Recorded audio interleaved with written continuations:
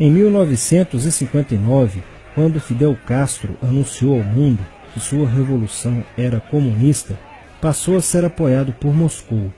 Com isso, a União Soviética iniciou uma campanha para dominar com a ideologia marxista a América Latina, onde os partidos comunistas formariam grupos de guerrilha armada com dinheiro soviético, repassado por Cuba.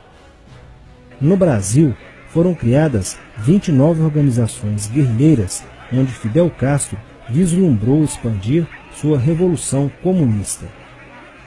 Em 1961, o presidente do Brasil, Jânio Quadros, condecorou o guerrilheiro cubano Che Guevara com a Ordem do Cruzeiro do Sul, sem imaginar que 4 meses antes o Partido Comunista Brasileiro acertara com Fidel Castro o envio de jovens brasileiros para o treinamento de guerrilha em Cuba, com a finalidade de preparar quadros revolucionários que desencadeariam a luta armada no Brasil.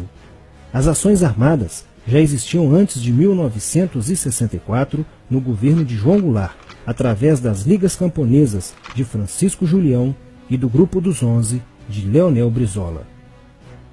Com a chegada ao poder em 1964 do presidente Castelo Branco, centenas de comunistas e políticos de esquerda refugiaram-se no Uruguai, onde formariam a Frente Popular de Libertação, que a partir de 1965 empreenderia atos de sabotagem urbana e focos de guerrilha rural no Brasil, principalmente na Serra do Caparaó, cujos guerrilheiros, apoiados por Leonel Brizola, foram combatidos e vencidos por tropas da Polícia Militar de Minas Gerais.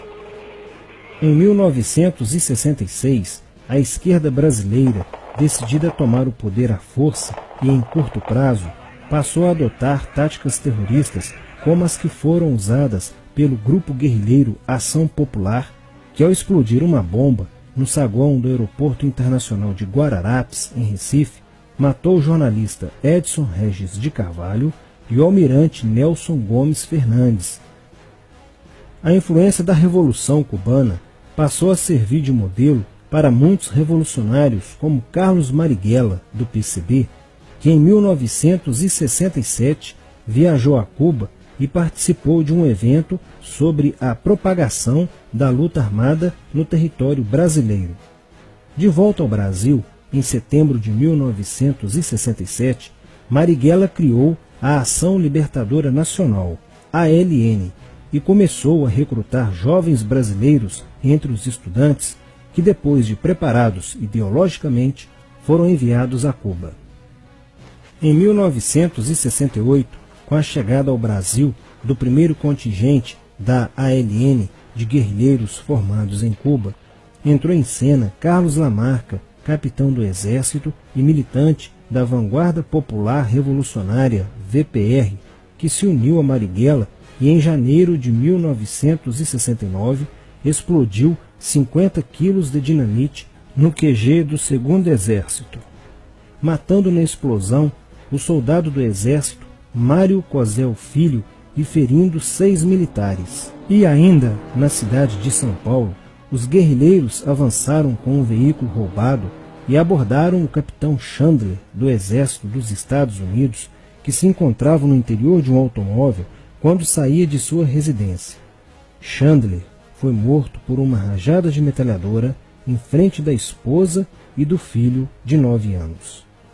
O Comando de Libertação Nacional, Colina, criado em Belo Horizonte no ano de 1968, executou na capital mineira vários assaltos a agências bancárias e atentados à bomba.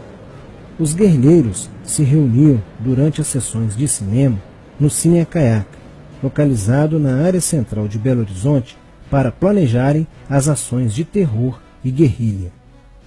A situação estava ficando caótica no país. Os guerrilheiros praticavam atentados à bomba nas grandes cidades, matando e ferindo vários inocentes, aumentando a insegurança e o medo da população, que passou a exigir ações imediatas do governo brasileiro para acabar com a violência praticada pela guerrilha. Atendendo ao clamor público para combater o terrorismo e a guerrilha com mais rigor, o presidente Costa e Silva editou o Ato Institucional número 5, AI-5, que previa o exílio e punições mais severas aos autores de atos de guerrilha terrorista praticados contra a população brasileira. Em desafio à nova medida do governo de proteção à sociedade, Carlos Marighella, em 1969, lançou o seu mini-manual do guerrilheiro urbano. Neste mesmo ano, só no Rio de Janeiro, a ALN, para aumentar os seus recursos financeiros, praticou 30 assaltos, sendo a maioria deles contra as agências bancárias. E ainda, em 1969, a ALN, juntamente com o movimento revolucionário 8 de outubro, o MR8, sequestrou o embaixador dos Estados Unidos, Charles Burke. O sequestro foi sugerido pelo guerrilheiro Franklin Martins. Os guerrilheiros exigiram a libertação de 15 presos políticos, dentre os quais se encontrava José Dirceu. A exigência foi prontamente atendida pelo governo militar. A ALN estava prestes a sofrer um grande golpe quando Marighella começou a cair. Após a prisão de um militante de sua organização, no dia 1º de outubro de 1969. Os dados fornecidos pelo militante da ALN preso coincidiram com informações prestadas por outro militante da VPR, que também denunciou o envolvimento de vários religiosos com grupos de guerrilha, entre eles Frei Beto. Quando Frei Fernando e Frei Ivo, também envolvidos com os grupos guerrilheiros, foram presos e logo após interrogados, os religiosos entregaram o ponto de contato de Carlos Marighella, na cidade de São Paulo.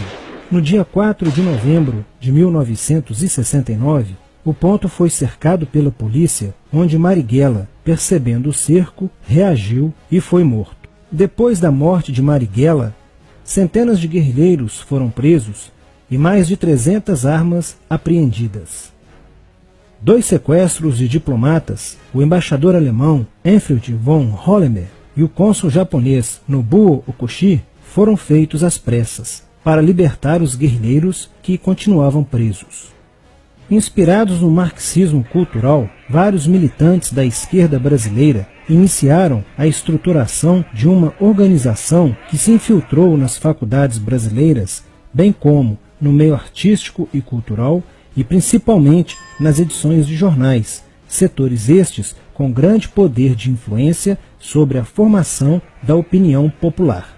Durante as manifestações, vários militantes comunistas, usando armas de fogo, eram infiltrados no movimento estudantil e disparavam contra os manifestantes, na intenção de colocar a opinião pública contra o regime militar. Com a morte de Marighella, Lamarca havia assumido a posição de líder mítico, que sustentava a esperança na vitória comunista.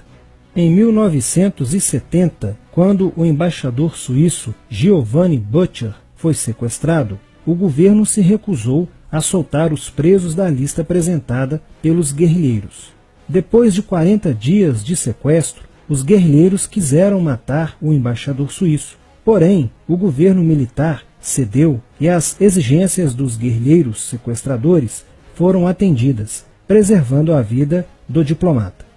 Na cidade de São Paulo, o cerco sobre a vanguarda popular revolucionária, liderada por Carlos Lamarca, estava se fechando. Isso fez com que Lamarca fugisse para o Vale da Ribeira e montasse um campo de treinamento para a guerrilha. Na tentativa de descobrir este campo, tropas da Polícia Militar do estado de São Paulo foram deslocadas para a região. No dia 8 de maio de 1970, um pelotão comandado pelo tenente da Polícia Militar, Alberto Mendes Júnior, foi emboscado e rendido por guerrilheiros da VPR. O tenente Mendes foi feito refém e obrigado a seguir com os guerrilheiros na direção de 7 Barras. Depois de um dia e meio andando pela mata, Lamarca formou um tribunal revolucionário e decidiu matar o tenente Mendes, que teve o crânio esmagado por coronhadas de fuzil desferidas pelos guerrilheiros Diógenes e Fujimori. Apesar do cerco, Lamarca conseguiu escapar e em 1971 chegou ao sertão da Bahia. Depoimentos de guerrilheiros presos em Salvador levaram o exército ao esconderijo de Lamarca, que, estando armado de metralhadora, reagiu à prisão e foi morto. Após a morte de Lamarca, o número de militantes presos era bem maior que o número de guerrilheiros em ação no Brasil. Os guerrilheiros, percebendo que o cerco estava se fechando, passaram a sequestrar aviões comerciais e obrigar o piloto a desviar para outro país, onde pudessem se exilar. 4 desses aviões foram desviados para Cuba. Os guerrilheiros comunistas estavam perdendo a guerra. Os militantes que abandonavam as armas eram acusados de traição nos tribunais vermelhos e executados pelos próprios companheiros, em atos de justiçamento. Já no início de 1971, o PCdoB conduzia o trabalho de campo na região do Araguaia, na divisa entre os estados de Goiás, Pará e Maranhão, com a missão de implantar um núcleo guerrilheiro que tinha por objetivo fomentar uma revolução socialista, onde centenas de guerrilheiros já haviam se estabelecido há pelo menos 6 anos. No início de abril de 1972, o presidente Médici enviou à região do Araguaia equipes especializadas em inteligência que, da busca do conhecimento sobre a atividade clandestina, logo efetuaram as primeiras prisões, entre elas a de José Genuíno, primeiro guerrilheiro preso no Araguaia. Logo após, o exército sofreu as suas primeiras baixas, ao ter um grupamento emboscado por elementos liderados por Oswaldo Orlando da Costa, conhecido por Oswaldão. Isso fez com que o exército passasse a empregar tropas convencionais que cercaram toda a região do Araguaia. Com a derrota cada vez mais próxima e com o total abandono logístico do PCdoB, ao qual os guerrilheiros foram relegados, sem armas, comida e remédios, vários militantes da guerrilha, encurralados, quiseram se entregar, mas foram mortos pelos próprios companheiros em atos de justiçamento. Após a morte de Oswaldão e o desmantelamento do comando militar da guerrilha, o cerco do exército se fechou sobre os rebeldes e vários guerrilheiros foram presos. Assim terminava o sonho da esquerda brasileira de transformar o Brasil em uma ditadura comunista. Mas a esquerda brasileira não desistiria de conquistar o poder e retornaria mais tarde com uma tática mais eficiente que a luta armada: o marxismo cultural.